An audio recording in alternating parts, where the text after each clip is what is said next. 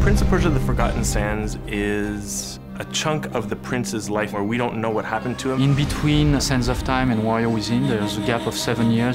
So we're using this space to reintroduce the prince as he was from Sands of Time. We're going back to the roots. We're going back into the Sands of Time feel. Sort of mix of charm with adventure. This little twist, this little element of magic that is so characteristic of Arabian Nights. The Prince of Persia universe has this very distinct flavor. The game kind of follows the prince on an adventure in his brother's kingdom. He arrives to find it under attack. Malik, this is madness. Malik is the prince's older brother. He's doing what he can for his people, but he makes the wrong choice, which releases the Sand Army. It saves his kingdom from the invading army, but the prince, who's had a little bit of experience with magical things, knows that these things come at a little bit of a cost. This army has a definite cost. We want to make sure to respect the essence of the game. The first time I played Sands of Time, it was like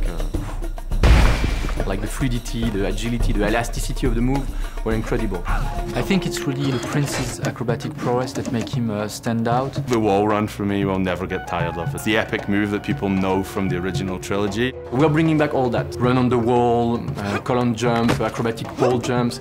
It's the moveset from the Sands of Time prince. The control scheme that he has is really the same as before. It's going to feel right to people.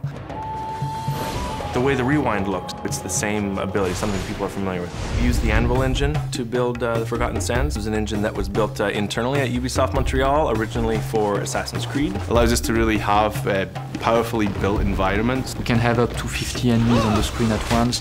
This makes for really huge battles. Massive battle scenes that happen in the distance, the type of stuff that was maybe implied in the Sands of Time, but we can show it.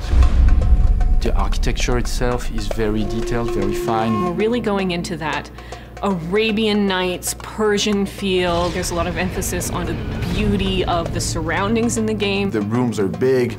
We want the players to want to explore every nook and cranny of the environment. Every aspect of the game is very handcrafted. There's details everywhere. We wanted to invent on top of that and bring a new flavor. There is the power over the elements. Fire, earth, air, water. I love the water freeze power. That's the thing that I can't stop watching people playing the game when they're doing that. The jumps back and forth, the fact that you have to use timing to kind of stop and start. Players are going to come in feeling charged up, eager to see where this road is going to take them. We have the core base and the acrobatics. On top of that, we've added the power over nature, the manipulation of the environment, the 50 enemy battles, the epic boss battles. There's so much in this to bring you back in. It's the game you should play if you like the original trilogy.